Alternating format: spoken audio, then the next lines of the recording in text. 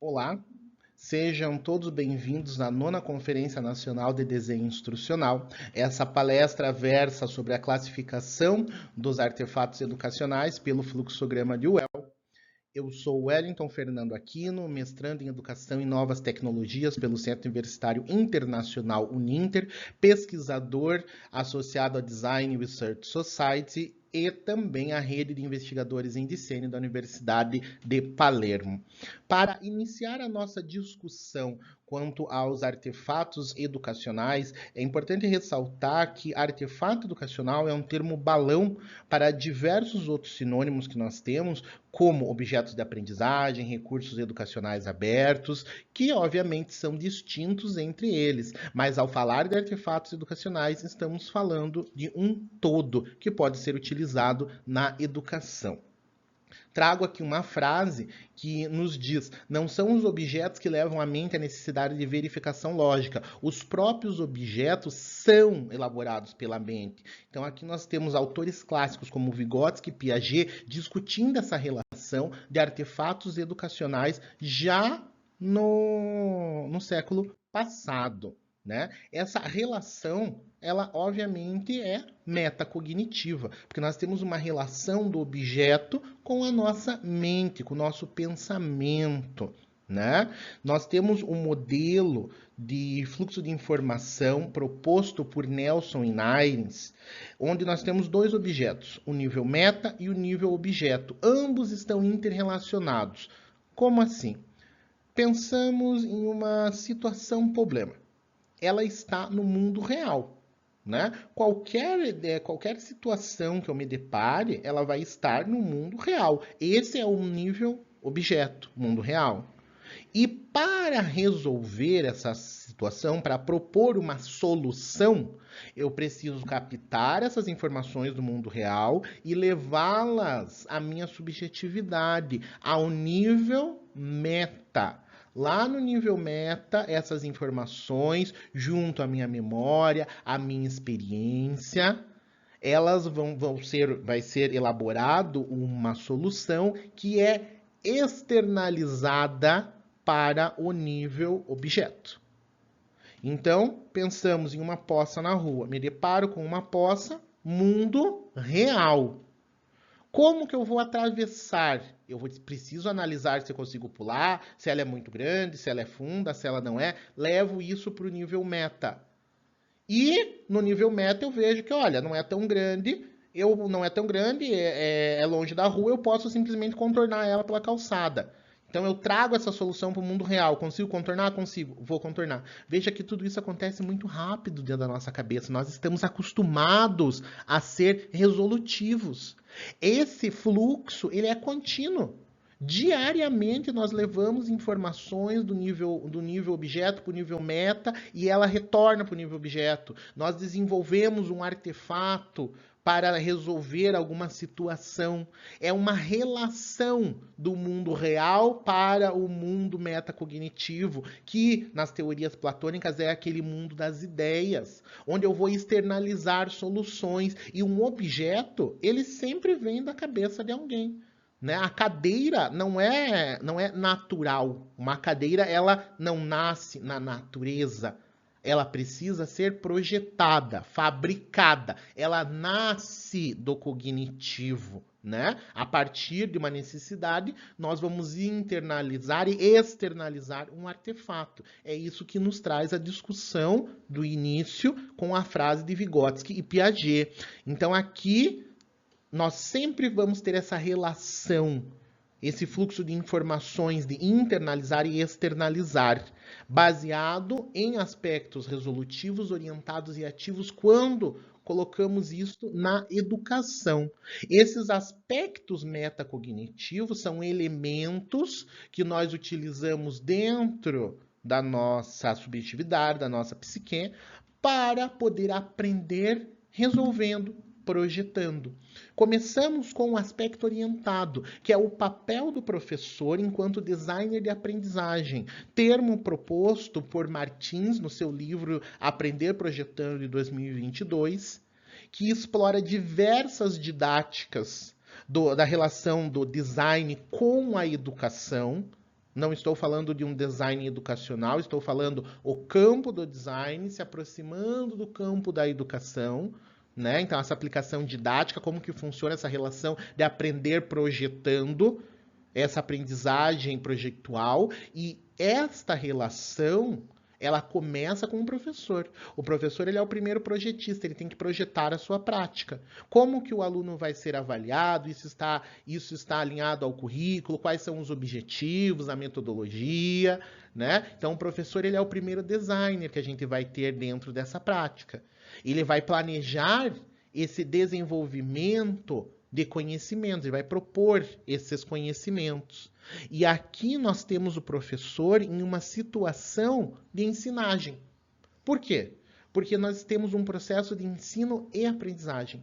Enquanto ele ensina, ele também aprende com os seus educandos. E o artefato do professor é a autonomia dos seus educandos. É um artefato cognitivo. É um artefato que não é físico. O professor, obviamente, pode propor que os seus estudantes entreguem um artefato no final. Mas aqui, o objetivo do professor com essa prática não é o artefato, mas sim a aprendizagem, que o aluno aprenda e tenha uma autonomia no final. Veja que o próximo é o aspecto ativo. O aspecto ativo ele está em ambos os polos, tanto do professor quanto dos seus educandos, dos seus alunos. Por quê? Porque ambos estão dentro do verbo, ambos estão fazendo, pesquisando, ambos estão colaborando, né? Então, nós temos esse verbo, fazer, pensar, projetar.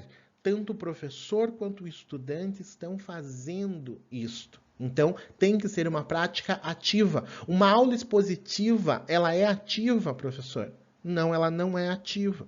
Por quê? Porque eu estou propondo o ensino. Eu estou colocando na mesa. Mas aonde está essa habilidade do aluno? Em que momento que ele vai desenvolver? Porque ele está captando essas informações e levando para o seu nível meta. Em que momento ele traz de volta para o nível objeto, que ele externaliza isso? Isto é o aspecto ativo, alinhado ao aspecto também resolutivo, porque ele vai externalizar, ele vai colocar isso em prática, essa habilidade, ele vai adquirir essa experiência, quando? Quando ele for resolver uma situação, um problema. Seja ela uma situação educacional, em um microambiente controlado, ou no macroambiente cotidiano, né? Então aqui ou ele projeta ou ele manipula um artefato. E aqui está esse desenvolvimento de atitudes.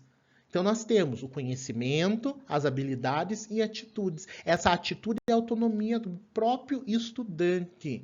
Em uma outra disposição, eu trago uma imagem para exemplificar melhor. O aspecto orientado, ele é o professor, começa antes. Né? Como eu vou fazer, como eu vou planejar, como eu vou desenvolver, começa antes. E o aspecto resolutivo, o fazer do aluno, ele está durante a prática. E vejam que ambos desembocam no artefato. Ou tudo isso vai ocorrer para desenvolver um artefato no final, ou tudo isso é para manipular um artefato. Né? Durante, pode ser também, mas eu preciso orientar e resolver manipular esse artefato no final. E ambos são ativos. Tanto o polo do aluno quanto o polo do professor estão sendo ativos nessa relação de ensino e aprendizagem. Tanto o professor tem essa relação de ensina e aprende, quanto o aluno também tem essa relação, porque ele aprende também com os seus pares, ele ensina também aos seus pares. O fluxograma de Well, ele foi proposto justamente para que os professores possam classificar as suas práticas educacionais, para que o professor possa, aquele professor que tem dúvida em, será que a minha prática ela é ativa? Será que o que eu estou fazendo, essa aula que eu estou propondo, será que ela é resolutiva, ela é ativa? Será que eu preciso melhorar esse ponto? Muitos professores têm essa dúvida, porque parece ser colaborativo, mas a nossa profissão muitas vezes é isolada aos professores iniciantes, aos professores ingressantes. Aí a importância dessa formação inicial e continuada e também do fluxograma de Well, que vai utilizar essa classificação para orientar se você deve buscar nesta formação continuada mais elementos para aprimorar a sua prática. Né?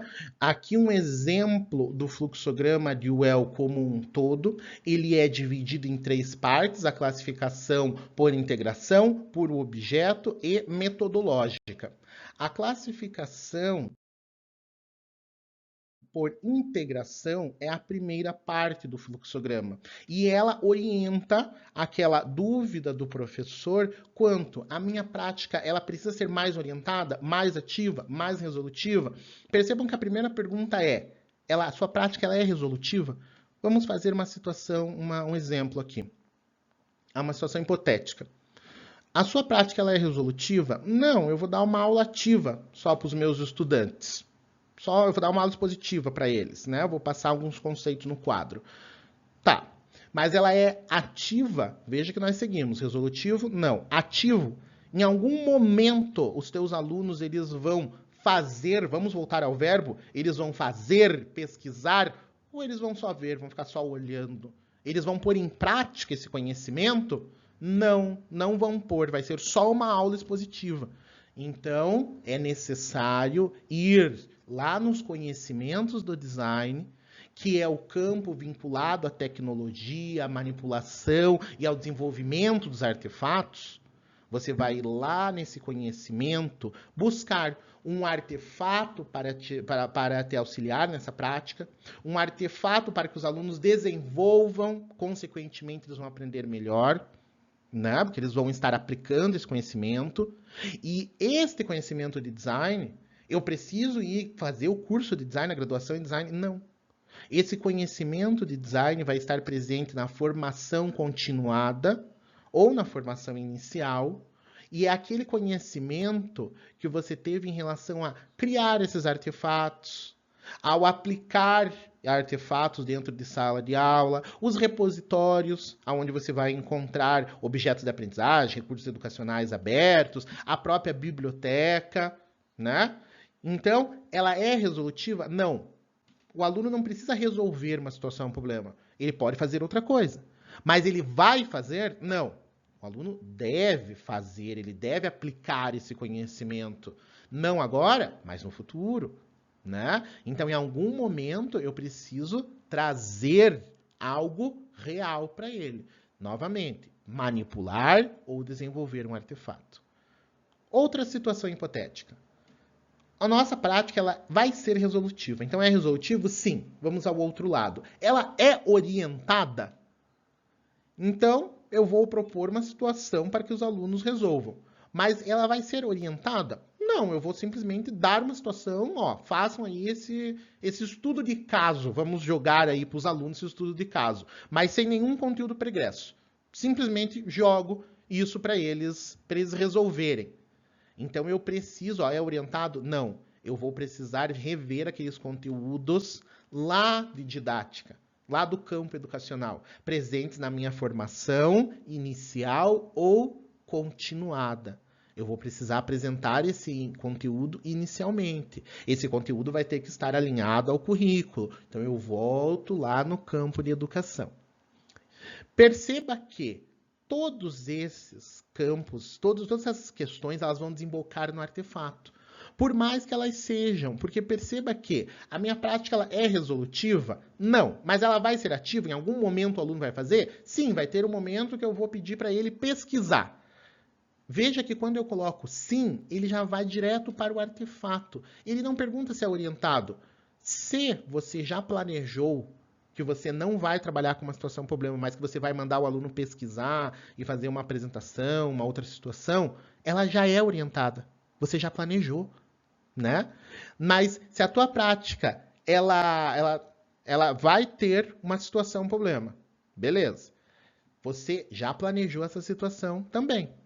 né? E se ela tem essa situação, o aluno vai ter que resolver, ela também já é ativa. Então perceba que eles também vão se ligando entre eles, essa interconexão do fluxograma. Ele me orienta onde eu preciso buscar esse conhecimento no meu arcabouço, né? O artefato. Vamos pensar que eu tenho uma situação onde eu não vou pedir para o aluno resolver nada, mas eu vou pedir para ele ler um livro. É resolutivo? Não. Mas é ativo? Ele vai ler um livro. Então ele vai utilizar um artefato. Ele está manipulando um artefato. Ele não precisou desenvolver artefato nenhum, né? Veja que eu tenho uma outra situação. É resolutivo? Sim. Então, meu aluno vai resolver alguma situação. É orientado? Sim, eu vou orientar ele, vou dar todo um conhecimento pregresso para ele e vou propor que ele resolva. Então, essa resolução no final também vai ser um artefato que vai ser desenvolvido, porque ele tem que resolver essa situação. Perceba que o próprio fluxograma, ao classificar como está como se eu estou atendendo esses aspectos metacognitivos, ele também aponta onde está o nível mais frágil. Se eu vou precisar ir lá na minha formação docente em design, pesquisar esse campo, pesquisar a parte educacional e utilização de artefatos. E os artefatos, há uma classificação só para eles dentro do fluxograma de Well, que é a parte do meio, onde nós temos a classificação por tangibilidade. Esse artefato ele é tangível? Se ele for tangível, ele é físico. Eu posso pegar nele? Sim. E agora eu tenho conhecimento de todas as problemáticas de um objeto, um artefato físico. A sua locomoção, a logística, o seu valor, né? O seu acesso, muitas vezes. Mas, não, esse artefato ele também pode não ser tangível.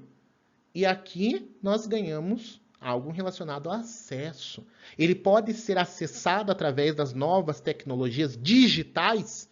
Então, a TV, o smartphone, a internet, ele pode ser acessado através das tecnologias digitais? Sim. Então, ele é um artefato virtual e ele tem suas vantagens de virtualidade. Ele é facilmente compartilhado, facilmente acessado. Existe uma gama, uma variedade de conexões que eu posso estabelecer com ele na internet, linkando informações, né? Mas existe um tipo de artefato que não está presente no nosso imaginário cotidiano, porque estamos acostumados com o físico e com o virtual. Mas e com os artefatos cognitivos? Porque perceba que se ele é tangível, ele é físico. Se ele não é tangível, mas acessado por meios digitais, ele é virtual. Mas e aquele artefato que ele não é nem tangível e nem acessado por meios de tecnologia digital? Então, ele só pode ser compartilhado, mas ele não pode ser dado como um livro, que eu vou pegar um livro e dar e entregar para você.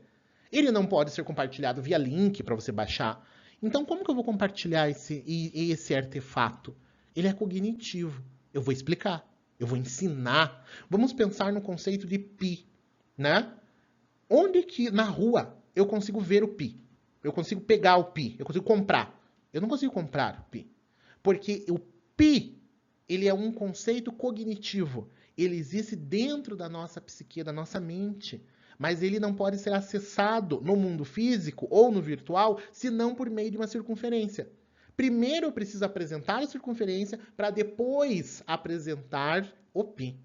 No mundo cognitivo, nós temos só ele, nós temos só essa abstração. Então, o mundo cognitivo, ele é formado por teorias, por essas abstrações, por conceitos, principalmente de semiótica, né? Então, no mundo físico e virtual, nós temos as letras, mas no mundo cognitivo estão esses significados semióticos, né? Todo artefato, ele é cognitivo antes de ser físico ou virtual. Vamos pensar em um livro, antes de escrever o livro, essas informações estavam na minha cabeça. Antes de traduzir isso para uma linguagem, a linguagem também é um conceito que está na minha cabeça. Antes de escrever o livro, que é físico. Antes de escrever o e-book, que é virtual. Né? Ah, mas eu vou fazer um filme. Os filmes antes eram feitos, primeiro o roteiro, então, cognitivo. Primeiro eu tive a ideia, desenvolvi na minha mente, agora eu vou escrever o roteiro, desenhar o storyboard e levá-lo lá para o mundo virtual, porque eu vou gravar essa cena, que vai virar uma projeção, que eu vou compartilhar no streaming depois. Ou ele era cognitivo e vira virtual para depois físico. Vamos pegar as situações hoje de eu quero fazer um convite de aniversário. Vou abrir lá o Canva, faço o convite já virtual e depois eu mando imprimir ele. Mas note que tudo isso, seja um artefato físico, virtual, antes de existir ele foi cognitivo. Nós damos pouca importância no dia a dia, mas o artefato cognitivo é o artefato do professor, porque o artefato, todo o nosso processo de ensino-aprendizagem com o estudante gera esse artefato cognitivo. Difícil de mensurar, né? Difícil de visualizar, mas é um artefato cognitivo. A próxima classificação é a classificação por integração, que se refere à interdisciplinaridade da sua prática, né? Então, a sua prática ela é interdisciplinar? Não. Então, isso é ensino de design. Lembro que o fluxograma de Well foi desenvolvido com base na relação de design e educação, mas pela sua interdisciplinaridade, aqui poderia ser ensino de geografia, ensino de matemática, o ensino de um campo isolado, que pode ser dito também como um treinamento, uma atualização para um público determinado, um nicho, né? Já quando nós levamos isso para a sua prática, ela é interdisciplinar, então ela ganha mais corpo. E eu preciso perguntar se isso é integrado ao currículo ou não.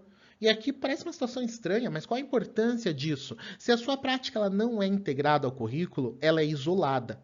Então ela vai ser aquele projeto isolado, aquele projeto único, naquela única aula, mas durante todo o semestre foi uma aula expositiva. Naquela prática, aí sim você vai atender aos conceitos, aos aspectos do orientado, do resolutivo, do ativo, né? Os teus alunos vão praticar. Mas será que eles não podiam ter praticado durante todo o processo? Não podiam ter praticado antes? Eles precisam de 6 meses para praticar em uma única aula, né? Ou você vai trabalhar com um único conteúdo, fica isolado. Ou pode ser um projeto interdisciplinar, novamente, isolado. Quando ele está integrado ao currículo, ele vai promover maior autonomia e entendimento para os alunos. Porque aqui, se ele está integrado ao currículo, ele acontece desde o primeiro dia. O aspecto orientado, ele se torna muito grande, né? Porque eu vou planejar todo o semestre vinculado ao design, como acontece no Colégio de Aplicação da Universidade Estadual do Rio de Janeiro, o CAP da UERJ, que tem uma disciplina de design no seu currículo para o ciclo fundamental, que é baseado na disciplina Technology, criada em 1960 e descrita na literatura por Baynes, principalmente, e ali nós temos uma disciplina que é voltada para manipulação de artefatos, desenvolvimento de artefatos, né? Esse conhecer o artefato físico, conhecer e desenvolver artefatos visuais, compartilhar artefatos cognitivos, colocar em prática esses conhecimentos das outras disciplinas, porque é uma disciplina interdisciplinar, então vincular todos esses conhecimentos para desenvolver uma habilidade, tendo essa experiência que no futuro vai servir, essa experiência de arcabouço para você, porque vai estar como teu artefato cognitivo. Quando você se depara com uma situação, eu tenho uma experiência daquela disciplina onde eu integrei vários conhecimentos de humanas, de exatas, para poder desenvolver. Então, quando ele não está aplicado ao currículo, ele é o ensino daquela disciplina isolado e tem aquela metodologia isolada. Mas quando ele é interdisciplinar, estando entre 2 campos ou mais, nós temos que se perguntar se ele ocorre desde o começo ou se ele é uma prática isolada. Muito se critica em relação a práticas isoladas, como, por exemplo, o ensino da história afro-brasileira, que é muito criticado no Brasil, pois acontece normalmente no ciclo fundamental apenas lá em novembro, em algumas escolas. Né? É aquela escola que nós vamos ter a Semana da Consciência Negra, mas durante todo o outro semestre nós não trabalhamos com a consciência negra. Nós vamos ter essa semana, onde a gente vai ler um livro, a gente vai desenvolver um cartaz. Olha que atividade! Vai ler um livro, vai desenvolver um cartaz, vai apresentar, vai ter um seminário, mas é aquela semana isolada. E durante todo o resto do curso, você tratou disso? Não, durante todo o resto do curso a gente viu só Europa, só história, não vimos nem história das Américas, tratamos só daquilo. E agora nós estamos vindo aqui discutir essa história afro-brasileira. Então veja a importância de ter o currículo, a presença disso no currículo, de você trabalhar isso. Não trabalhar apenas esse conteúdo, mas trabalhar todos os conteúdos dessa forma, para que você possa orientar, aplicar, resolver ou manipular esse artefato ou objeto. Então, pedir para os alunos compartilhar um conceito. O conceito ele é um artefato cognitivo. Almeja-se que com os apontamentos apresentados aqui, almeja-se no futuro que o fluxograma de Well ele tenha uma prática mais disciplinar, conforme dito, ele foi desenvolvido para a relação entre design e educação. Então, almeja-se que a sua utilização seja interdisciplinar entre vários campos de ensino.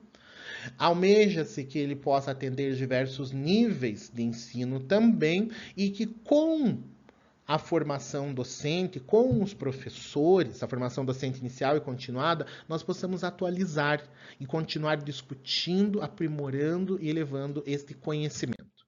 Deixo aqui as referências utilizadas ao longo dessa pesquisa e também apresentada aqui para vocês. Deixo o meu e-mail de contato, agradeço a participação de todos. Uma boa conferência para vocês. Até mais.